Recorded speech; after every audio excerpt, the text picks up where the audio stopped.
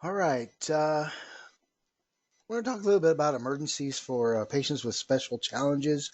Often they're referred to as special needs patients, and they can include a variety of things from those who have mental handicaps, all the way to physical handicaps, all the way to technology dependent individuals who may be at home on a ventilator, those sort of things.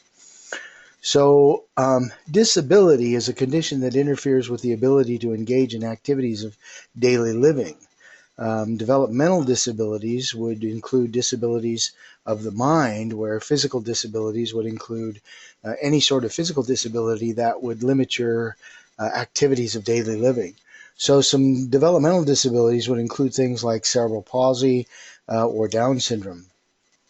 They may be the result of a traumatic injury, or they may be the result of a medical condition.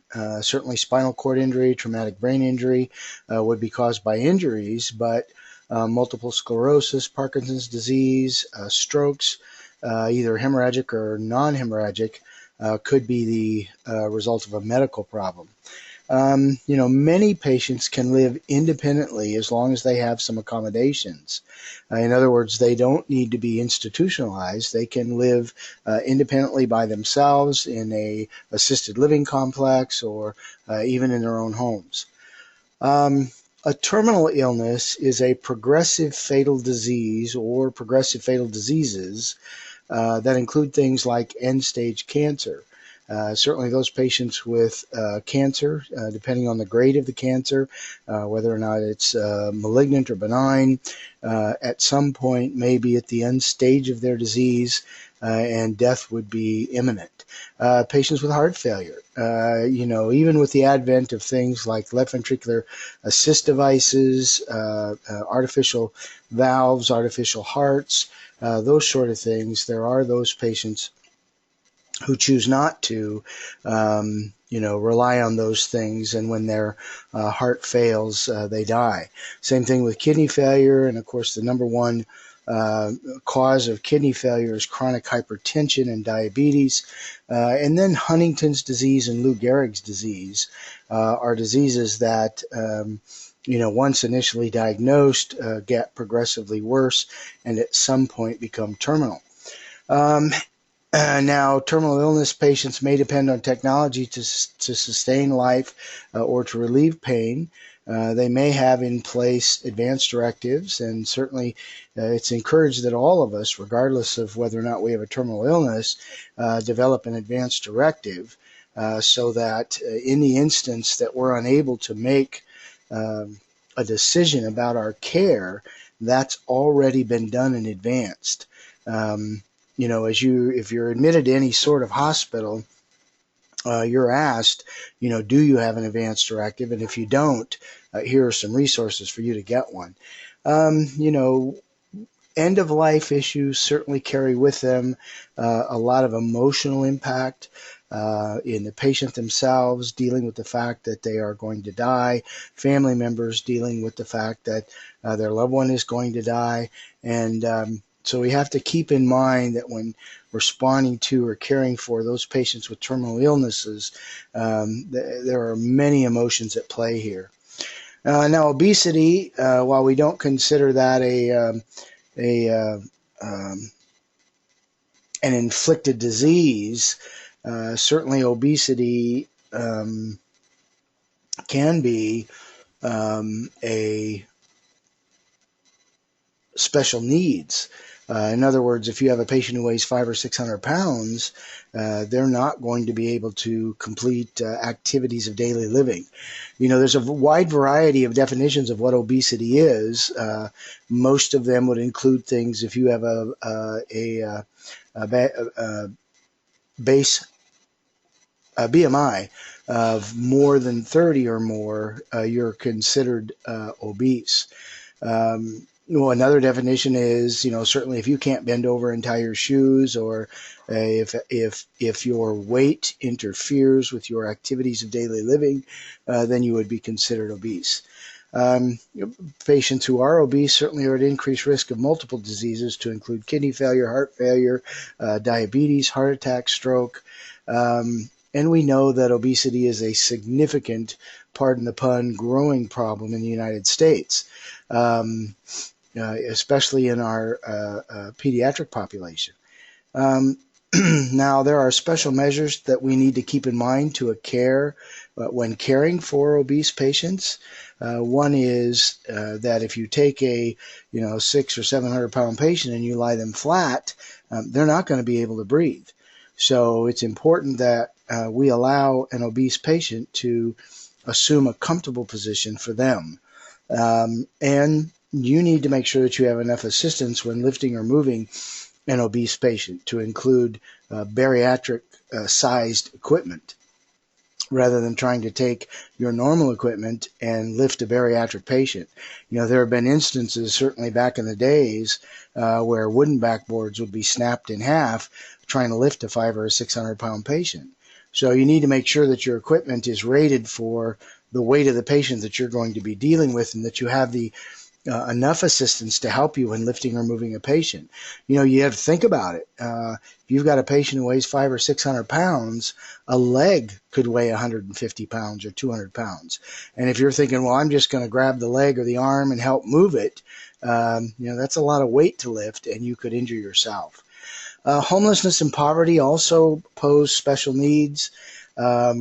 If you look at the reason that many people are homeless, the vast majority are mental health problems, substance abuse, unemployment, and of course on the streets, they're there for a reason. They have no money for food, they have no money for drugs, and they may, as a result, suffer from malnutrition. They may engage in risky lifestyles in order to survive. Some would call it survivor sex, or just methods that they may use in order to get money, to get food, to get drugs, and as a result are at greater risk of developing diseases like HIV and AIDS, tuberculosis and pneumonia. Autism affects 1 in 68 children. So when you look at those particular numbers, what strikes me is how frequent autism is. I'm not sure why that number has increased over the last decade or so. Maybe it's the ability to diagnose that a child has autism. Understand that autism spectrum disorder includes a wide variety of diseases. Fall into that particular disorder, and we have a tendency to lump them all together. Patients who have autism, it affects their ability to communicate, and as a result, you may need to modify your assessment techniques and your treatment protocols when dealing with a child or adult with autism. The ABCs of dealing with patients who have autism: one is being aware of the fact that they are a patient with autism. You're going to approach them in a very calm manner, in a very safe manner, and provide only the basic minimum needs that you need to apply in order to take care of their specific condition. Autism patients, if they are often separated from their caregiver, can be quite agitated, which may be mistaken for something else. So that whole piece of awareness is extremely important. You must adapt your approach and strategies of a patient who has autism. Again, they don't like their routine disrupted. And when you take them out of their daily routine and what they do specifically each hour of each day, that may not be well tolerated by the patient. Communication, because that's what autism is, it affects their ability to communicate, could be very challenging. And they may escalate to a point where they become extremely agitated and violent, or they may have a full-blown meltdown, which is an involuntary tantrum-like behavior. Typically if the caregiver is present, then they can help you with all aspects of the patient's care. As far as basic goes, keep your instructions basic. Ask basic questions. Use less stuff. Keep your treatment basic. Just the basic things you need so that you don't interfere with their routine. You don't get them excited or worked up. You don't hurt them, those sort of things. Calm. Remember that calm creates calm. start with a one-to-one contact in a clear, controlled voice, and display empathy and compassion in patients, in all patients. As a patient advocate, one of our responsibilities is that when we have a patient that we're called to, regardless of their medical need, we need to exercise empathy. Put ourselves in their shoes. Imagine what it would be like to be autistic. And that may be very hard for some people to grasp or understand. Take some extra time. If there's not a life-threatening emergency, follow the patient's timeline. They may require extra time to respond. They may require extra time to get the assessment and treatment that you need to do done. Safety. Begin your treatment where the patient is found, remove things that may aggravate them, do a head-to-toe survey one step at a time. Consider taking breaks during your exam, especially if they start to appear agitated or anxious. Let the patient tell you when they're ready for the next step. Just because a child has autism does not mean they can't communicate. They have trouble communicating, but they certainly have their own ways of communicating with others. Advanced medical devices in the home certainly include things like peritoneal dialysis machines, ventilators, those sort of things. So medical advances in insurance coverage have allowed more medical devices and care to occur in the home. And this is going to result in medical conditions that you didn't previously encounter. And when those devices become problematic, when they break down or there's an error or a problem related to the device, you may end up getting a 911 call.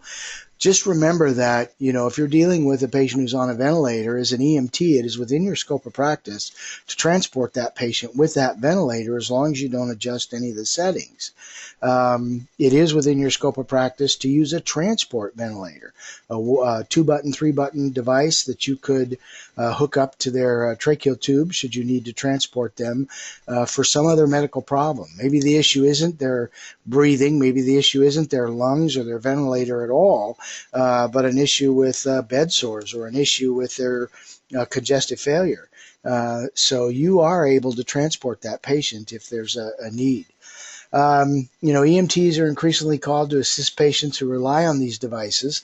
Here's a patient that has as you can see, multiple things. They have a tracheostomy.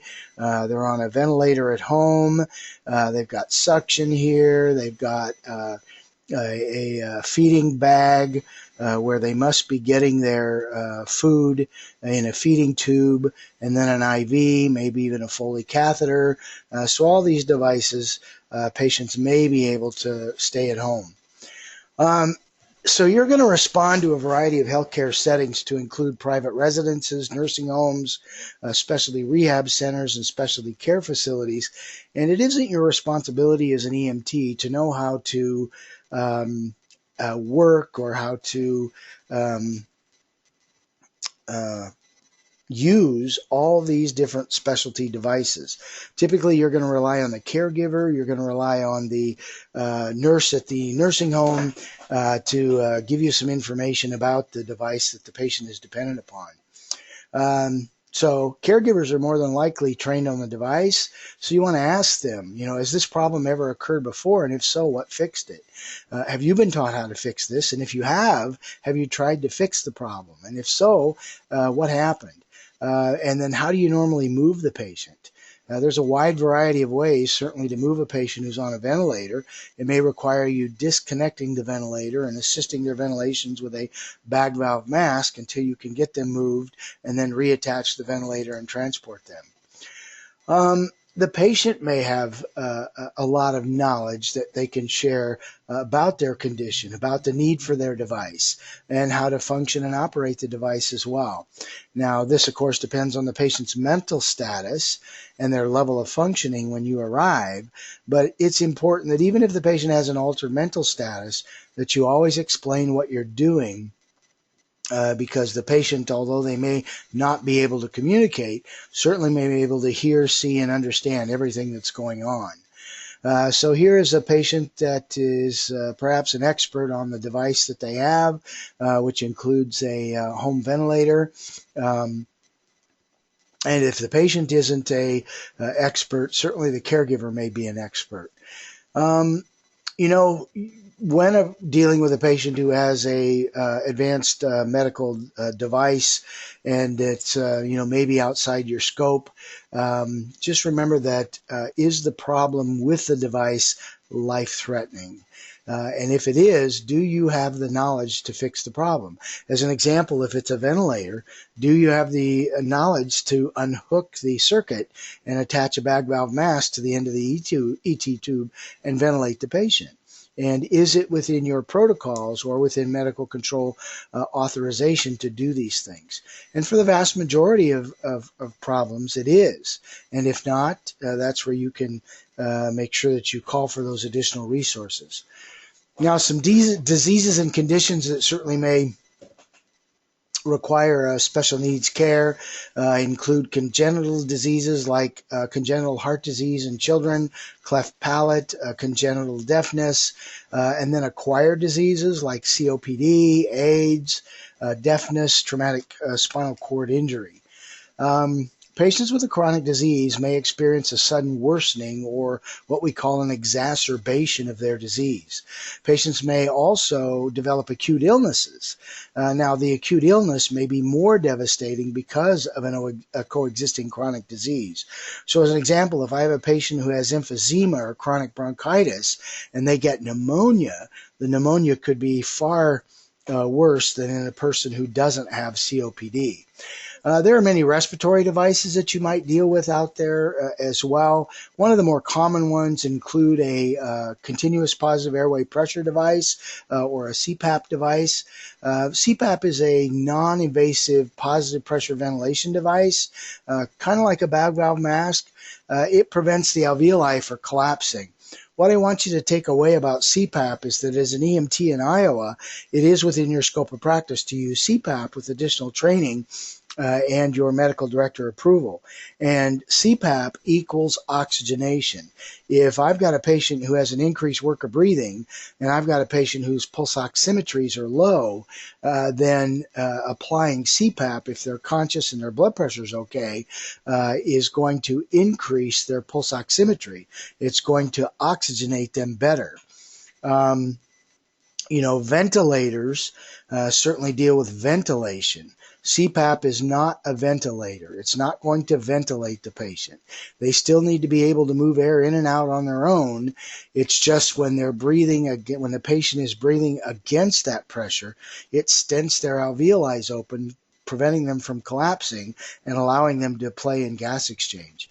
Probably the most common CPAP device that people are aware of is people who suffer from sleep apnea who wear a CPAP device at night when they sleep. Your EMT assessment and transport of a CPAP device, understand that a patient's problem is usually not related to the machine. The patient may want to bring the machine to the hospital, and that's okay, especially if there's going to be hospitalized overnight. Just make sure that the hospital personnel are made aware that the patient has a CPAP device and uses it during sleep. Tracheostomy tubes are surgical openings through the neck. The hole in the neck is called a stoma, into which a tube is passed into the trachea so that breathing may occur in and out of that tube. A bag valve mask will fit on the end of a tracheostomy tube. Now, there are times where patients have a buildup of mucus around the tube, and they may not be able to cough and clear those secretions. They may not be able to speak because of a partial or complete airway obstruction from mucus around the end of the tube. So as a EMT, you certainly can do something like squirt a little saline down the tube, suction the tube out a little bit, and provide some positive pressure ventilation with a bag valve mask. So you want to check the tube if it's clogged. Initially, I would squirt some saline in the hole and try to ventilate them to break up that mucus, and then insert a whistle tip catheter into the stoma and suction that stuff out. Now, as you suction a patient's stoma, they're going to buck that. As you're suctioning them out, it's going to cause perhaps a violent coughing spell, and that's okay because it's going to bring all that stuff up there where you can suction it out. You may need to ventilate the patient with a bag valve mask if the coughing spell becomes severe. And in any patient who has a stoma, make sure that you elevate their head during transport to allow drainage. Home ventilators, they range in size from several pounds all the way up to 20 pounds. Patients are going to be attached to a ventilator circuit that enters their trachea. The patient may lead a very active life even with a ventilator. And problems with ventilators include things like mucus plugs or secretions that plug the device, pneumothorax if the pressure is too great that they're breathing against, those sort of things. The settings are tailored for each individual patient, and you as an EMT certainly can assess the tube to make sure that there's no mucus built up in and around the tube. Make sure that a BVM is connected to oxygen if you're going to use it to ventilate the patient during transport. But remember, as an EMT, if the issue is not with their ventilator, then you could transport that ventilator with the patient as long as you didn't adjust any of the settings. Now, there are cardiac devices out there that patients may have. They may have implantable pacemakers, cardiac defibrillators, synchronized cardioverters. It's a small device that's either implanted below the skin, just below the right or left clavicle. It may be implanted into the abdomen. It has lead wires that are placed in the heart, typically the right atrium and the right ventricle, and these wires are designed to prevent the heart rates from getting too slow, to shock heart rates that are too fast, to defibrillate the patient if they go into VFib. And so there's a variety of devices that are out there on the market. Pacemakers are designed to stimulate the heart to beat faster, where automatic implantable cardioverter defibrillators are implanted to defibrillate a patient who goes into VFib and cardiac arrest, or even synchronized cardioverter rates that are really fast. The automatic implanted cardiac defibrillators are going to detect life-threatening cardiac rhythms, and they'll deliver a shock. The shock may be painful to the patient. Often they'll describe like it's being kicked in the chest by a mule, but more than likely, if you're touching the patient when the shock is delivered, you're not going to feel that. As far as your assessment and transport of a patient with a cardiac implantable pacemaker, you may want to request ALS, but remember that if a patient has a pacemaker, they're a high-risk cardiac patient. Provide them high concentrations of oxygen if they're having trouble breathing or their SATs are less than 94. Frequently reassess them, and certainly if they go into cardiac arrest, their implantable pacemaker defibrillator isn't working, and you'd have to do CPR, hook up your AED, and follow the prompts as indicated. Ventricular assist device. A ventricular assist device is a device that is burrowed into the left ventricle. It's a tube that's burrowed into a left ventricle, and also a tube that comes out of the top of the left atrium where the aorta is. And those tubes are connected through an impeller to a pump that's inside the patient's stomach. What you're seeing there is the battery pack that the individual wears, one on each side, and then the control module, which sits on a belt around their waist. The actual impeller is inside the abdomen, the tubes are inside the abdomen, and the battery-operated device determines the speed at which blood flows through the body. The odd thing about a patient with a left ventricular assist device is that the impeller pumps all the blood. The left ventricle may not pump or move much blood at all because of failure, but rather than get a heart transplant, people are having these placed inside their chest, and the impeller pumps the blood throughout the body. Because the impeller pumps the blood throughout the body, there really isn't a pulse. So these patients will be awake and smiling just like this gentleman is, but you will not be able to palpate a pulse. Obviously, you wouldn't begin CPR because he's alert, awake, and talking to you. But even if he were unresponsive and you could not palpate a pulse, we don't do CPR. And the rationale for not doing CPR in an unresponsive patient who isn't breathing or only gasping with one of these devices is that your chest compressions could dislodge the tube that is attached to the ventricle, and the patient would bleed to death in a very short period of time. So patients will wear these left ventricular assist devices while waiting for a suitable donor for a heart transplant. Now, initially, LVADs have served as a bridge, but we're in our third generation of development for LVADs, and they have become so small, they've become so efficient that many patients who wear them choose not to get a heart transplant. A heart transplant may give them another 5 or 10 years, and that's about what an LVAD is going to give them. So, many people will just, hey, this isn't so bad, I'm just going to stick with the LVAD.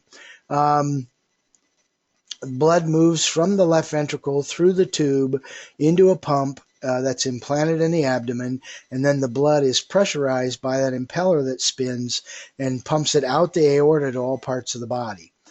If there's an infection or an air leak or a battery failure, certainly that could be life-threatening to a person with an LVAD. If the battery failure does occur, there is a plug so that you can plug it into AC current.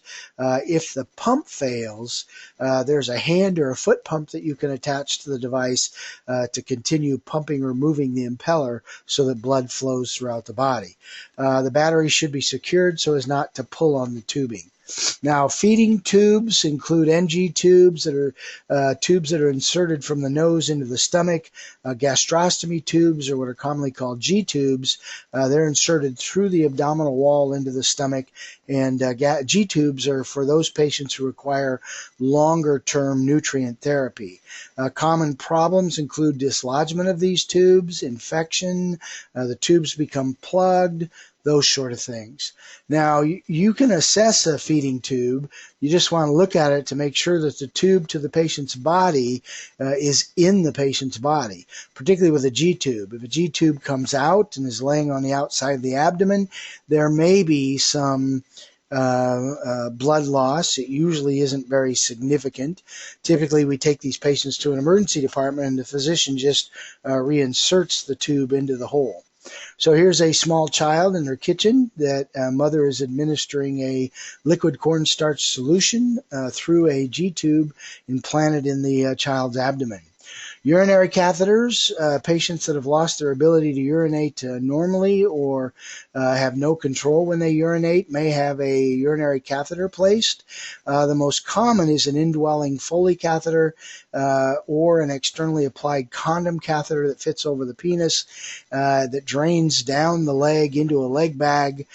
Problem with urinary catheters certainly are they're at great risk of infection. They're at risk of being blocked. They can become dislodged, those sort of things.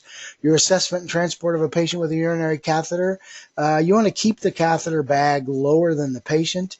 It doesn't necessarily have to rest on the floor, but you don't want to lay the Foley catheter bag at the same level or higher than the patient's catheter that goes into their body. Otherwise, the urine could drain right back into the bladder.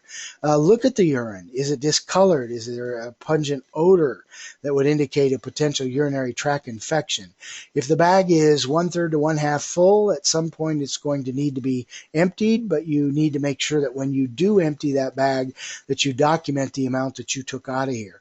So here's a person that has a Foley catheter that's inserted into the tip of the penis, and the catheter bag runs down the leg, and you can see that the bag is attached to their walker.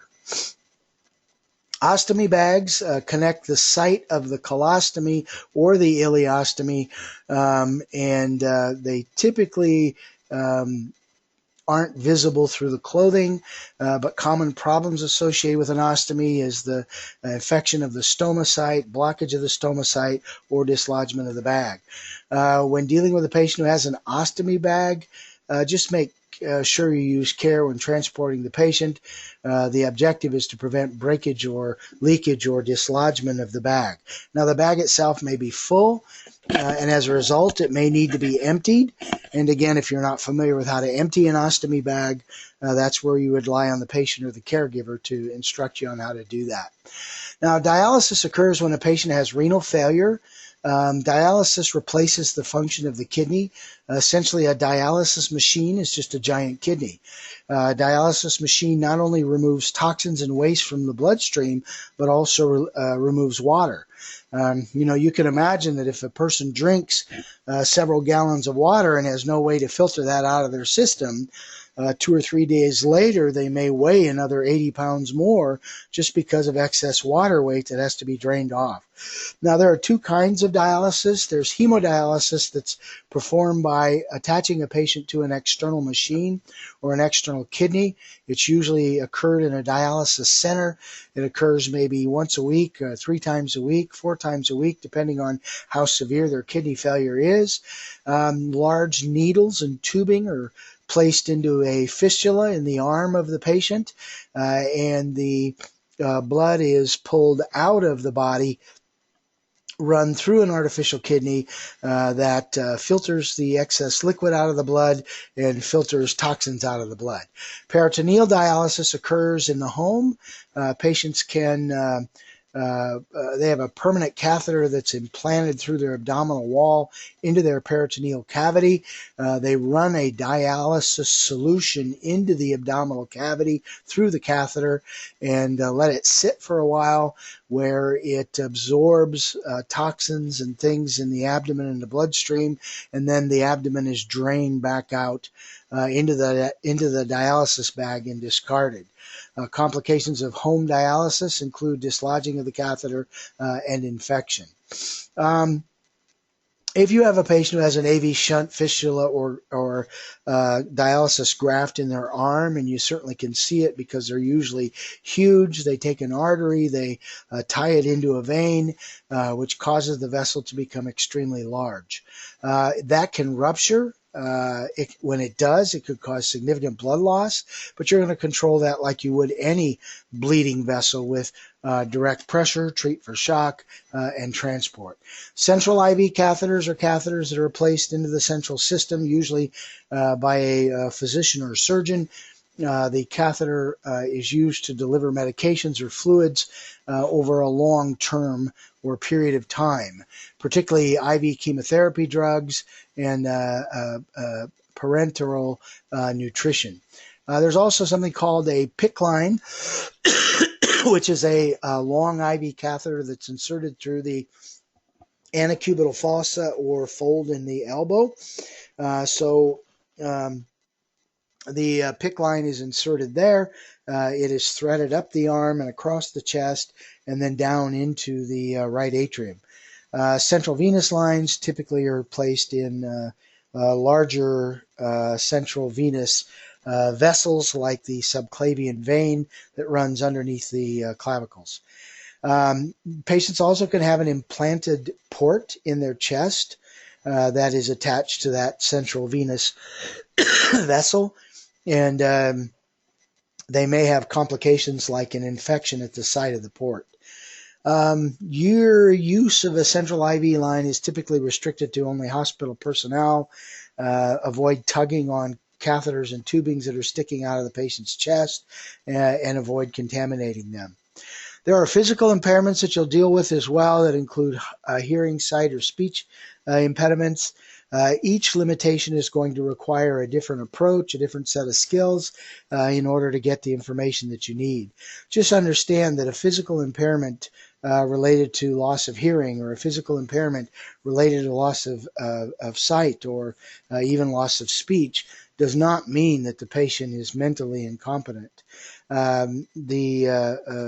The impairment may be partial, where they have a partial loss of hearing, a partial loss of speech, a partial loss of sight, or it may be complete.